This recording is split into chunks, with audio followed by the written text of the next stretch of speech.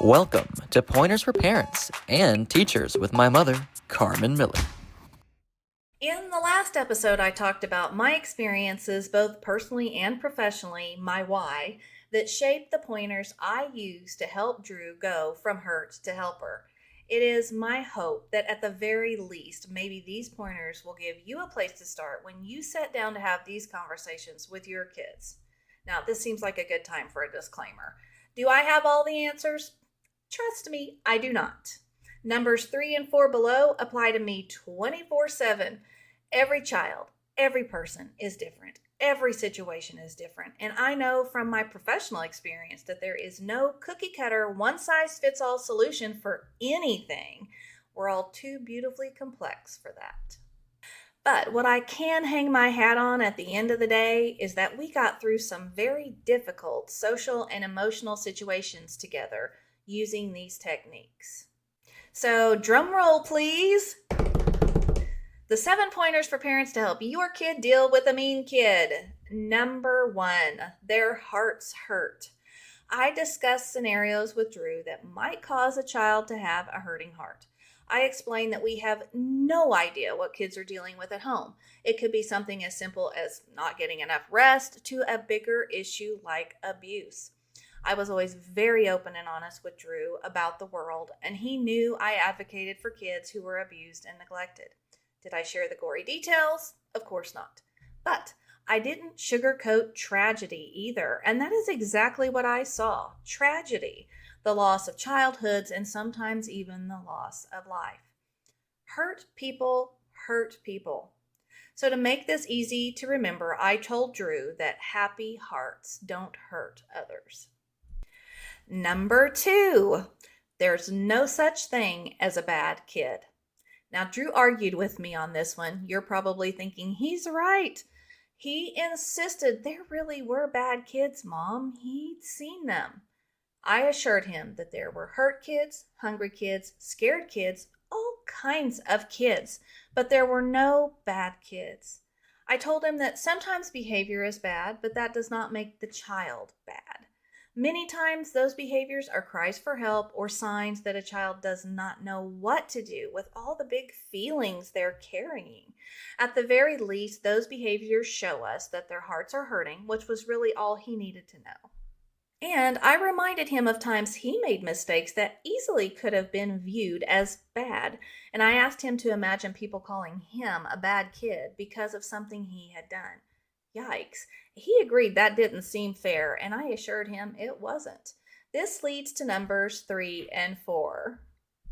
Number 3, mistakes become lessons. So this is a big one, so big in fact.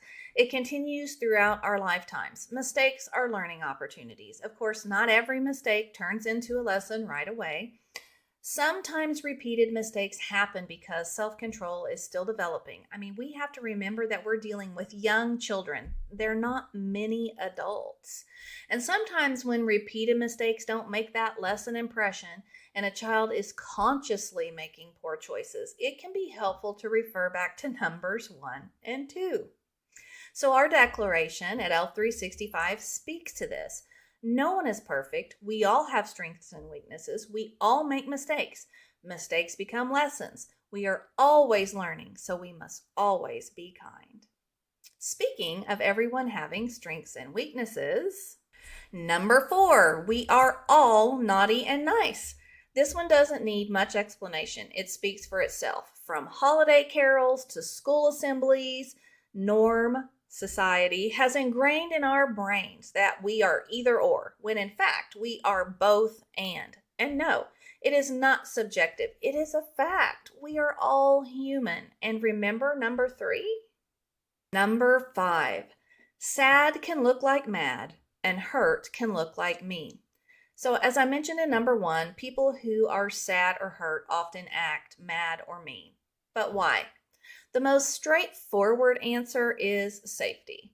Whether it's emotional safety or physical safety, when people feel unsafe, they often click into survival mode. When that happens, they're much more likely to protect themselves than express themselves. It's worth mentioning here, too, that anger is the second stage in processing grief.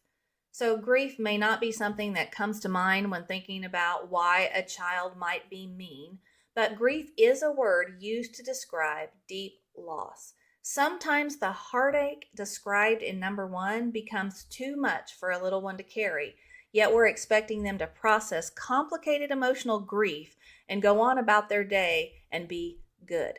Even adults struggle with this one, so understanding and empathy are simply imperative. Number six, trash the trash talk. So I always ran to my granddad when something was wrong because he listened. He gave me his time and attention, and that made me feel valued, important, and loved. And it did not matter how hurt my feelings were or how angry I was, he always responded with objectivity.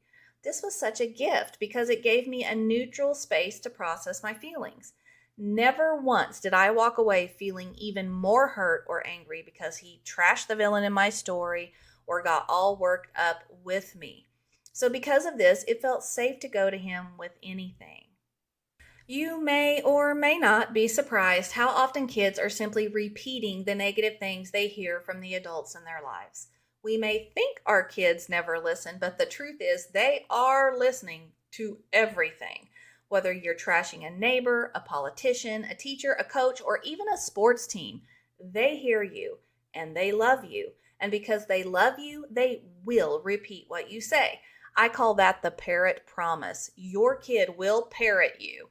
So trash the trash talk. Just be there and be fair. Listen and lead with love. Number seven, don't be the victim. So before you toss that match and I burst into flames, let me explain. My goal was to empower Drew and move him from hurt to helper. I made it very clear that while numbers 1 through 6 above shared reasons someone might be mean, these were never excuses. There is a difference. And while it makes our hearts hurt when someone is mean to us, we don't have to claim the victim role. What can we do instead? What action can we take? An action that's not doing the same thing back that the mean kid did to us. Do you smell something burning?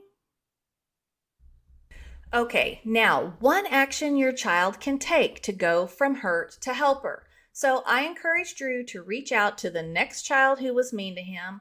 I suggested that when someone said or did something not nice, to ask, "Is everything okay? Why are you being so mean? Can I help you with something?" And the next day, of course, someone was mean, and Drew mustered up the courage to approach them and ask these questions. So we later coined a term for this. We call it a friend step. In most cases, the kids answered Drew immediately and shared what was on their hurting hearts. And oh, their little hurting hearts were hurting, no doubt about it. Typically, Drew and the mean kid became friends. There were instances when the mean kid, I know you think I'm just saying that to spite you now, shared what was bothering them. And while they didn't befriend Drew, the mean being almost always stopped. Drew found this to be so helpful that we began to use the phrase, know their backstory. From that point forward, when I picked Drew up from school, instead of asking, why are kids so mean? The first thing he often said was, "Mom, guess what? I found out so-and-so's backstory." He truly felt like he was helping, and that's because he truly was. So I do a lot of reflecting when I'm not burning at the stake. It struck me funny, you were probably hoping for lightning, that this isn't just a kid problem. Grown-ups are encountering the exact same problems. But, there's always a big but, and it's usually mine, from here on out, we've got this, right? I mean, even kindergartners can do it. But our story doesn't end there. It's actually what happened a few years later that really did light a fire under me to start the work we do today. So Drew was 9 when we officially started doing this work, and I never expected my strong-willed child to spiral into a pit of despair. So I hope you'll join me for part 3, where I share how Drew started asking me a different question, which led me to help him start what is now ELF 365. And as Granddad always used to say, now there's some sense to that. Until next time, wishing you much love and laughter.